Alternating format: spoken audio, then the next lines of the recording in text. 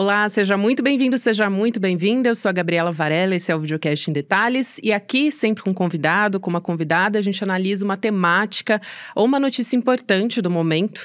Hoje eu converso com o João Coates Miragaia, que é mestre em História pela Universidade de Tel Aviv, editor e escritor do site Conexão Israel. E o João mora em Israel desde 2009 e foi um dos editores do Guia Antissemitismo lançado pelo Instituto Brasil-Israel em novembro, agora no dia 9. João, obrigada por aceitar nosso convite. Seja muito bem-vindo aqui ao Em Detalhes.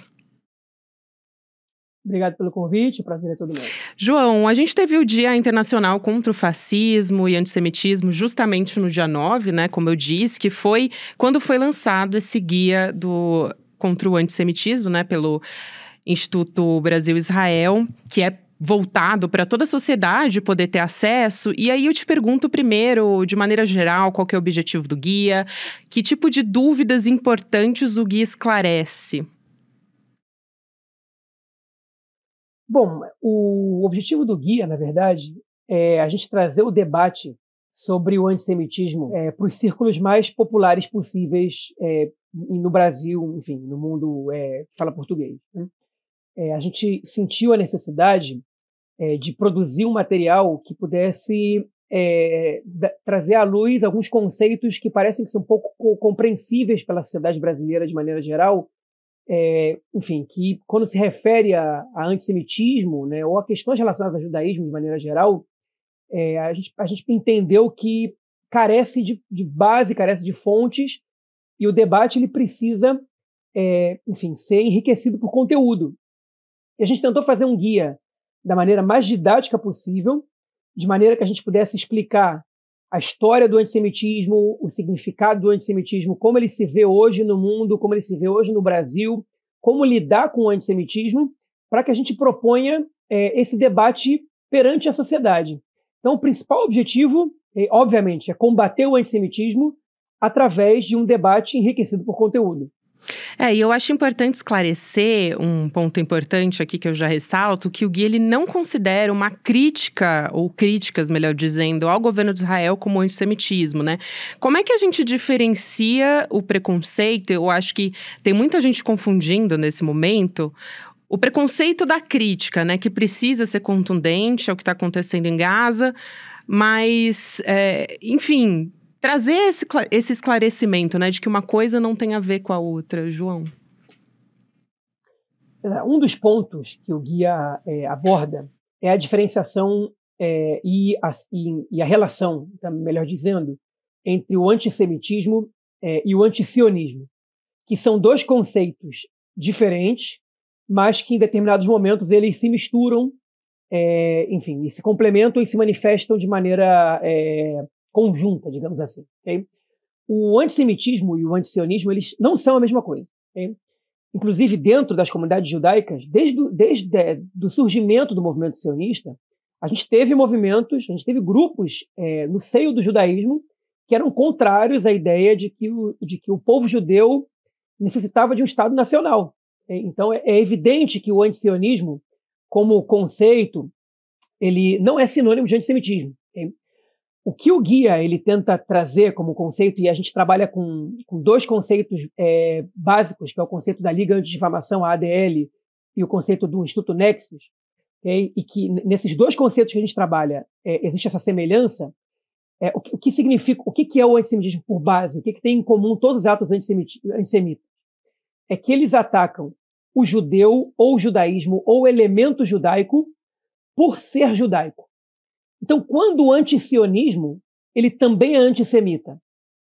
Quando ele ataca o Estado de Israel, de maneira singular, por ser o Estado de Israel, e não por questões, enfim, que pudessem estar sendo atribuídas a qualquer outro Estado.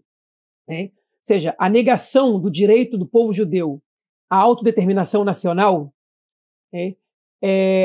tem muitas possibilidades de ser considerado um caso de antissemitismo, porque essa negação, em geral, ela é feita, né? Esse direito é negado somente ao povo judeu. É óbvio que quando a gente trabalha com os anarquistas, quando a gente considera os anarquistas que são contra o Estado Nacional de maneira geral, É óbvio que o antissionismo não vai ser uma característica marcante que vai defini-los como antissemitas, né? Mas se o discurso anti-Israel, anti-sionista, ele for um discurso específico, negando o direito ao povo judeu, ele passa a ter componentes de antissemitismo. Às vezes, por ignorância de quem está trazendo o comentário, por quem está se manifestando. Eu acho que o antissemitismo, como diversas formas de preconceito distintas entre si, eles possuem essa semelhança. Eles são manifestados de maneira geral por pessoas ignorantes, no caso, por pessoas que não, enfim, que desconhecem o conteúdo, que não repensam e que são facilmente contagiadas por discursos de ódio. E é exatamente por isso que a gente traz o guia, para poder trazer o conteúdo, para poder dar luz à discussão e para que essas manifestações antissemitas não aconteçam, pelo menos por ignorância. Eu acho que vale a pena também explicar rapidamente sobre o sionismo e o fato de existirem também vários tipos de sionismo, né? Porque as pessoas também normalmente colocam como uma coisa só. Então, eu acho que seria importante você explicar rapidamente o que seria, né? Já que a gente falou de antisionismo. Claro, sem nenhum problema.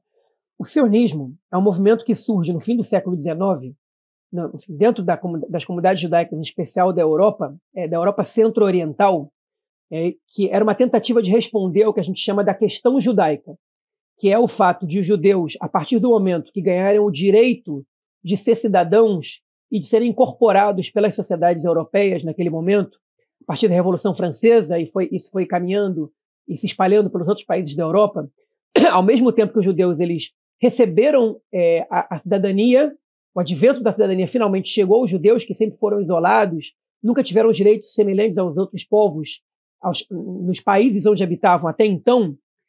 Vieram junto com essa cidadania outras duas questões.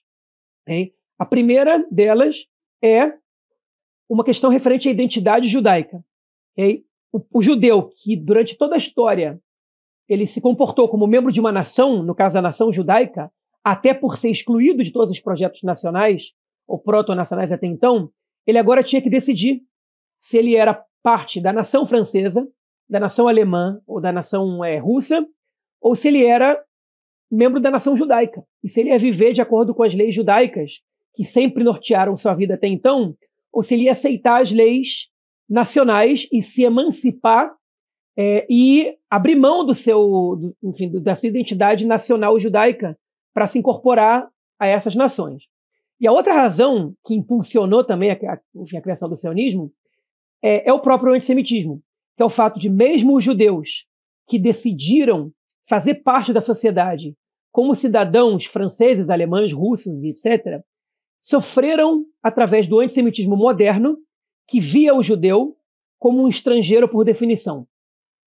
Então o sionismo ele foi uma tentativa de responder essa questão, que é, se nós não somos aceitos pela sociedade como cidadãos iguais aos outros, talvez nós devêssemos criar o nosso Estado.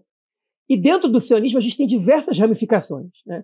A gente tem as correntes mais liberais, que pretendiam criar um Estado de viés liberal, democrático, ocidental, judaico. A gente tem correntes religiosas que surgiram posteriormente, não foram as primeiras. O sionismo ele começou, e a verdade é que até hoje ele é hegemonicamente um movimento secular, e não é um movimento religioso, em sua grande maioria, mas a gente tem as correntes religiosas que associaram a criação do Estado de Israel como princípio da redenção e da vinda do Messias. E a gente tem, por exemplo, as correntes do sionismo ligadas ao socialismo, inclusive marxistas, como, por exemplo, o pensador Dov Ber-Borokov, que dizia que os judeus eles compunham um grupo que não era aceito pelo proletariado nacional em seus países, por ser vistos como estrangeiros. Então ele precisava criar o seu Estado nacional, se proletarizar e fazer a Revolução Socialista ali. Ou seja, o sionismo era um degrau para a Revolução Socialista global. Era a condição através da qual os judeus poderiam ser parte da classe operária e do proletariado nacional, que era uma corrente fortemente inspirada pelo austro-marxismo, né, que eram as primeiras correntes que associaram os movimentos de libertação nacional como lutas progressistas e libertadoras. Mas, enfim, então a gente tem diversas vertentes do sionismo que só foram se multiplicando com o passar do tempo. Desde a direita mais conservadora e reacionária, que a gente vê hoje, lamentavelmente, governando o Estado de Israel, o governo mais à direita, mais extremista à direita que a gente teve até hoje, até correntes marxistas, enfim, do sionismo, né? Sionistas socialistas foram responsáveis por uma série de construções dentro do Estado de Israel, como, por exemplo, a fundação dos kibbutzim, ou dos movimentos operários, da central sindical Histadrut Ovdim, e eu podia aqui nomear uma série de organizações que foram fundadas pelo movimento sionista socialista, porque eles, durante um princípio, enfim, da ocupação sionista na Palestina britânica, principalmente, eles foram um movimento quase que hegemônico. Posteriormente, eles foram perdendo espaço. Então, existem vários sionismos. E aí a gente chega a essa questão do antissemitismo, enfim, do antissionismo como um tipo de antissemitismo. Até a criação do Estado de Israel, e talvez até os primeiros 20, 25 anos de existência do Estado de Israel, era muito raro que se associasse o sionismo a qualquer perspectiva colonialista, racista ou negativa. Inclusive, o sionismo, o Estado de Israel foi apoiado nessa criação pelos Estados Unidos e pela União Soviética. A União Soviética jamais rejeitou a ideia de existência do direito, enfim, do Estado de Israel. O que rompe um pouco com essa perspectiva é a Guerra de Yom Kippur, que, enfim, quando a União Soviética rompe com o Estado de Israel, e em 1975 a ONU equipara o sionismo a racismo, numa votação na Assembleia Geral da ONU, que perdura durante 15 anos, até 1990, quando ela é revogada, 90 ou 91. Então, nesse momento, a gente pode, enfim, fazer esse recorte de que o sionismo, o antissionismo, ele passou a ser uma manifestação antissemita desde então. E, João, desde o dia 7 de outubro, né, o antissemitismo, a islamofobia também cresceram no mundo todo, inclusive no Brasil. Os Estados Unidos também, que tem uma das maiores comunidades judaicas fora de Israel, né, e o Conselho de Relações Islâmico-Americanas reportou 774 queixas de islamofobia no país desde o dia 7. O maior número de queixas desde 2015 também, depois dessa data, a Liga Antidifamação registrou um aumento de quase 400% de casos de antissemitismo, né? Eu queria te ouvir sobre isso e aproveitar também para trazer uma avaliação que eu li do professor Michel German, né? Que é da Universidade Federal do Rio de Janeiro, também é colaborador do IB, enfim, que ele diz que quando existe uma onda de racismo desencadeada por um fato específico, isso é sinal de que o racismo já estava ali antes, não foi produzido pelo gatilho específico, mas por uma estrutura formativa anterior. E eu achei interessante trazer esse pensamento para esses números que eu estou trazendo aqui para você comentar. Não, ele tem razão, eu concordo com a visão do Michel German. Mas olha, você trouxe os dados a partir da guerra atual, né? Isso, do dia 7. Eu usaria o 7 de outubro como recorte. Pois eu usaria principalmente após as ofensivas em Israel, de israelenses em Gaza, né? Uhum. Mas olha, você trouxe esse aumento de quase 400% da ADL. Mas a própria ADL, em março, já tinha divulgado que entre 2022 e 2023, entre março de 2022 e março de 2023, tinha tido um aumento de mais de 30% nos ataques, nos casos de antissemitismo nos Estados Unidos. Então, a gente, obviamente, que o evento ele trouxe uma explosão de casos de antissemitismo e também de islamofobia, mas são dois fenômenos que já estavam no ar. Certamente já estavam no ar e já estavam crescendo, né? Enfim, lamentavelmente, estavam em ascensão nesse momento. Por isso, enfim, o antissemitismo, na verdade, e a islamofobia também, a gente, atualmente, houve um avanço na perspectiva de análise do racismo no Brasil, né? E o ministro Silvio Almeida é um dos principais motivadores dessa análise sobre o racismo estrutural. O racismo está presente na sociedade brasileira nas estruturas mais profundas, né? No âmago mais profundos das estruturas de classe, das relações sociais na sociedade brasileira. Né? E isso vale também para o antissemitismo e para a islamofobia. São elementos que estão presentes no imaginário das sociedades cristãs há centenas de anos. o antissemitismo ele surge no seio do cristianismo. E essa é uma questão que a gente precisa relembrar, né? Antes da ascensão do cristianismo, a gente não tem relatos de discriminação a judeus por serem judeus, né? O Império Romano, quando destrói o templo sagrado dos judeus e exila a população judaica da Judeia, não tomou nenhuma postura, nenhuma atitude diferente das que eles faziam com outros povos que se rebelavam contra si.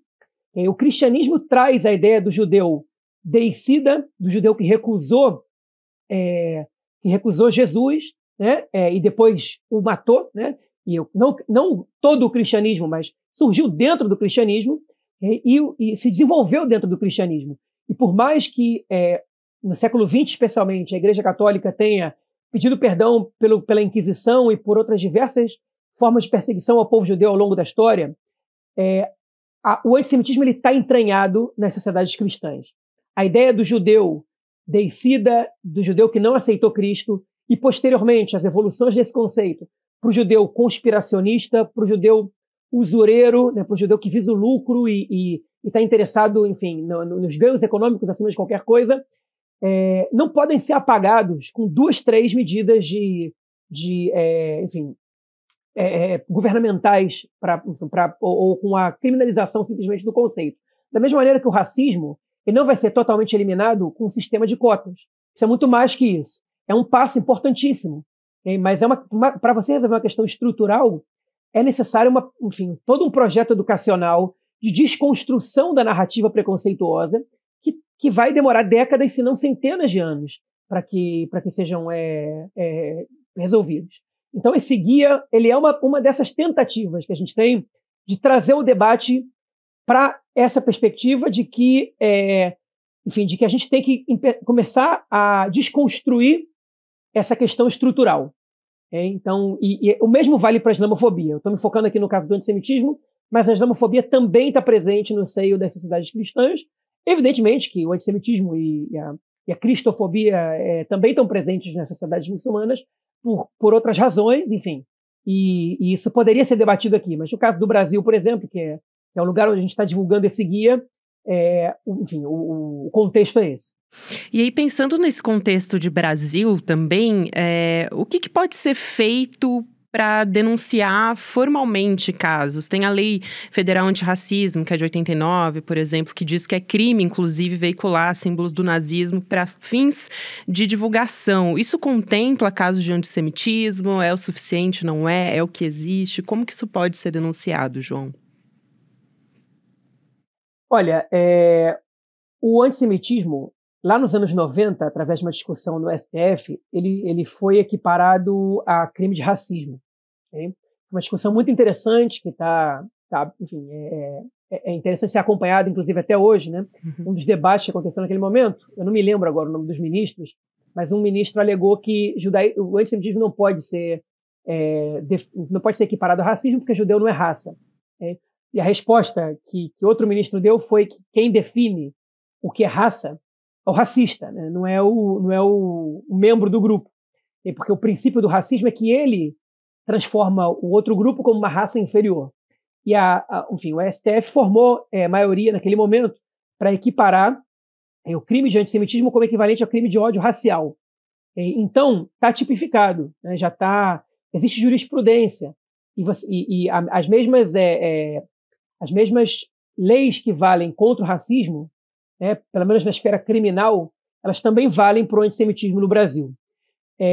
Com relação à proibição de divulgação de materiais de apologia ao nazismo, essa é uma lei um pouco mais antiga, eu não sei de quando é datada, mas ela é uma lei um pouco mais antiga, e ela ajuda a combater o antissemitismo, uma vez que o nazismo é uma ideologia, uma forma de pensamento que tem em si o antissemitismo como um dos seus elementos centrais.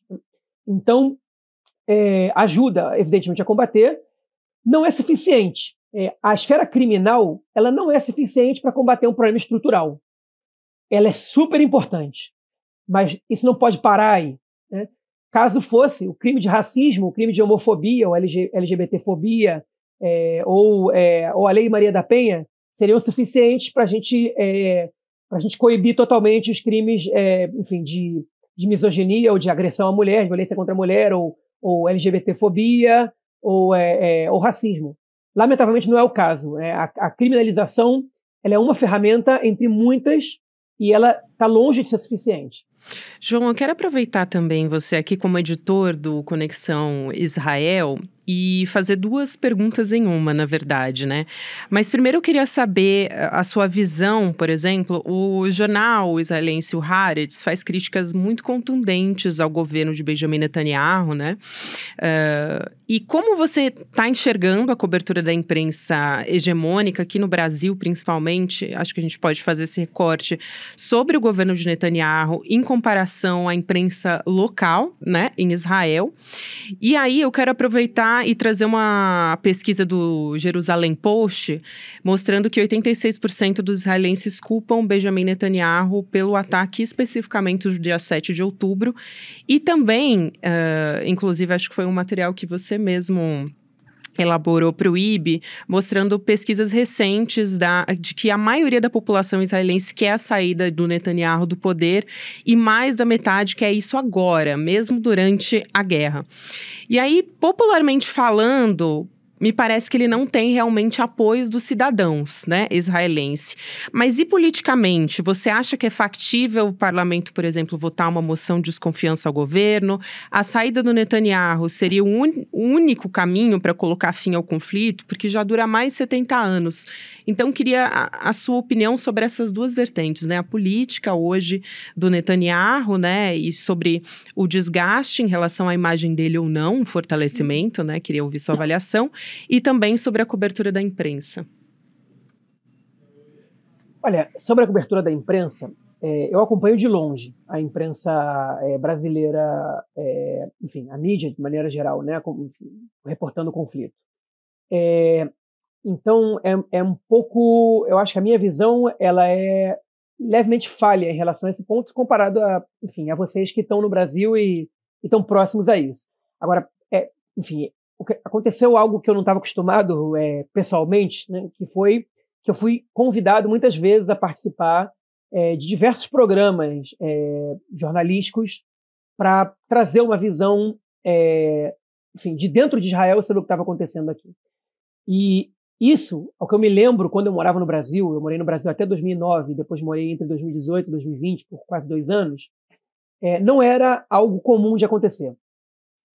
Não que não acontecesse nunca, mas foi uma transformação aí dentro da imprensa que trouxe vozes de pessoas que podem analisar o conflito e a situação e estão interessadas em entender o que o lado israelense tem a dizer, né? Esse tipo de pergunta sobre o governo Netanyahu durante o conflito, por exemplo, durante a segunda intifada, eu não lembro de ter lido em lugar nenhum um brasileiro israelense, né, um cidadão israelense sendo consultado sobre se aprovava ou não o governo do Ariel Sharon e a sua posição em relação à segunda intifada. Então, eu acho isso um ponto muito positivo, que é o fato da mídia brasileira, de maneira geral, tanto a grande mídia quanto os meios alternativos, estarem interessados em escutar outras vozes, vozes que estão vivendo a situação e que podem fazer uma análise também contagiadas pelo que acontece efetivamente aqui, porque isso pode também abrir possibilidades de análise um pouco diferentes do que a gente está acostumado. Isso eu vi. Eu também vi uma solidariedade incomum com as vítimas israelenses do 7 de outubro. Incomum, eu digo incomum comparado a outros casos, mas é evidente que esse caso ele foi de uma magnitude, de uma brutalidade muito maior do que o que a gente já tinha visto antes, né, do que tudo que eu já tinha visto, pelo menos. Nada chegou perto do que foi o 7 de outubro para a sociedade israelense, enfim, em específico.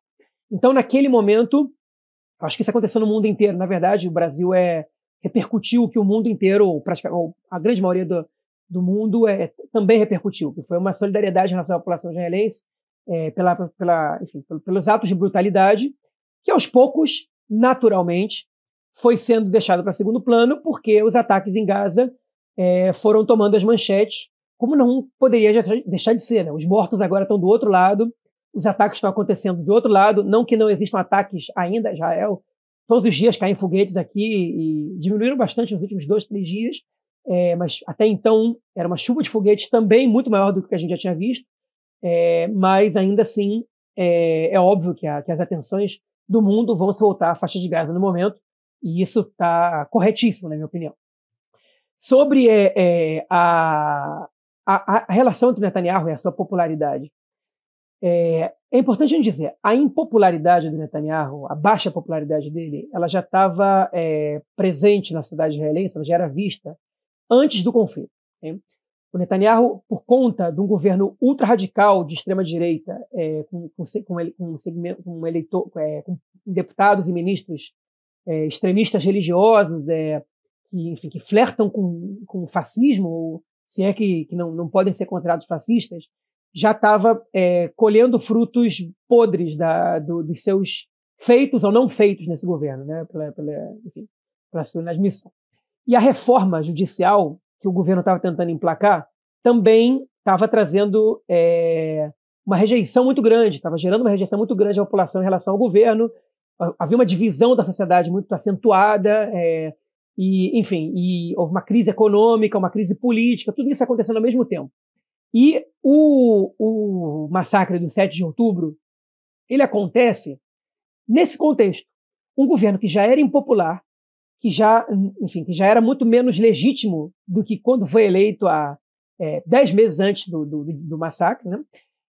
Ele comete uma falha grosseira, e se a principal responsabilidade é do exército ou do braço político, isso não é relevante, porque quem está no poder são eles. Isso aconteceu no momento que eles estão no poder. E o Netanyahu é primeiro-ministro de Israel há 14 anos, salvo durante 1 ano e meio. Há 14 anos ele é primeiro-ministro. A concepção de segurança do país nos últimos 14 anos foi comandada por ele, foi implementada por ele. Então não existe ele não ser responsabilizado por isso, ainda que ele não tenha assumido responsabilidade por isso até agora. E a população, até a base mais profundamente alinhada ao Netanyahu, não inteira, obviamente, mas ela rachou. E hoje em dia a população israelense ela pede por união do povo, né, porque o governo Netanyahu dividiu a população através da reforma e dos discursos que criminalizavam a esquerda e os que eram contrários às suas políticas. A população quer união, a população vê o fracasso dele, e mais de metade da população, segundo as pesquisas, quer a renúncia dele agora. Ele não está disposto a renunciar. E existe um movimento interno no parlamento para que haja um voto de desconfiança, que é um mecanismo existente no parlamentarismo israelense, para troca de governo sem necessidade de eleições. Ou seja, para que seja formada uma nova coalizão. O problema é que, para que isso aconteça, é necessário que membros do partido do Netanyahu estejam dispostos a ingressar nesse movimento, e eles ainda são temerosos em trair o partido ou trair o primeiro-ministro. E também é fundamental que o Benny Gantz, que hoje em dia é o nome mais popular nas pesquisas israelenses, caso houvesse eleições para ser o primeiro-ministro, e que ingressou no governo depois da guerra para respaldar o governo, entendendo que o confronto com o Hamas é mais importante do que a crise política, ele precisa também ser parte desse movimento. E hoje, pelo menos de acordo com a sua retórica, ele não quer fazer parte de uma conspiração para derrubar o governo no meio da guerra. Então, a gente está travado por essas duas questões. Uhum. É difícil imaginar que o governo Netanyahu vai durar mais muito tempo. É muito provável que no momento que essa guerra acabar, a pressão seja tão intensa que o governo vai cair. Enquanto a guerra durar, é improvável que o Netanyahu caia, a menos que a guerra tenha uma duração muito longa. Ela ultrapasse 3, 4, 5 meses de duração, e aí vai ficar insustentável a situação do Netanyahu. Essa é a minha previsão, ainda que historiador não é muito bom com o futuro. A gente sabe olhar o passado. O futuro é a parte da história que ainda não foi escrita.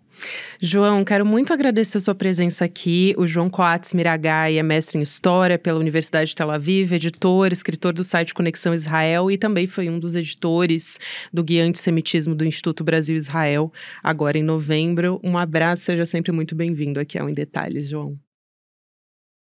Obrigado pelo convite, até a próxima. Até a próxima. O Videocast em Detalhes fica por aqui. O próximo episódio vai ao ar às 10h30 da manhã, ao vivo no YouTube, por onde você acompanha toda a programação do ICL Notícias. Para quem acompanha agora pelo YouTube, você fica com o Videocast Mercado e Investimentos. E às 5 horas da tarde tem Rolê ICL, 6 horas da noite tem ICL Notícias segunda edição. O próximo episódio também você pode ouvir, e esse episódio, se você desejar, pelas plataformas de áudio, está sempre disponível a partir das 8 horas da manhã. E também, hoje é o último dia, para quem está me assistindo pelo YouTube, para aproveitar a oportunidade de assistir ao primeiro filme original do ICL e garantir presentes exclusivos, acessando icl.com.br/indetalhes, você garante sua vaga para assistir de novo o debate de quanta terra precisa o homem, que contou com o presidente, o diretor nacional do MST, o João Pedro Stedley, também a Laura Sabino, que é youtuber e militante do MST, com moderação do Eduardo Moreira. Quem assistir ao debate até o final vai ter uma oportunidade de fazer parte do ICL e também de garantir presentes exclusivos, um boné do MST, também o livro Travessia, do Edu Moreira, o livro Experiências Históricas de Reforma Agrária no Mundo, do João Pedro Stedley, e também um balde de pipoca, que é do nosso documentário de Quanta Terra Precisa o Homem. Então acesse cl.com.br/indetalhes e não perca essa oportunidade. Um abraço para você que me acompanhou até aqui e até amanhã. Abdul-Rahman Muhammad é um dos maiores especialistas do mundo na vida e legado de Malcolm X. Ele é o protagonista daquela série Quem Matou Malcolm X, uma das séries de maior sucesso da história do Netflix. Dia 23 de novembro, uma quinta-feira, às 8 horas da noite, no horário de Brasília, você não pode perder a aula histórica que o ICL traz até você. Abdul-Rahman Muhammad, o maior especialista do mundo em Malcolm X, vai dar a aula Malcolm X, o homem e a mensagem. Para você se inscrever na aula é muito simples. É só clicar no link aqui em cima ou aqui embaixo e gratuitamente e rapidamente se inscrever na aula. Se inscreve agora, não perde a aula porque é uma aula que não tem replay. E chame todo mundo que você conhece para participar. Ninguém pode perder esse evento histórico que o ICL está trazendo para vocês.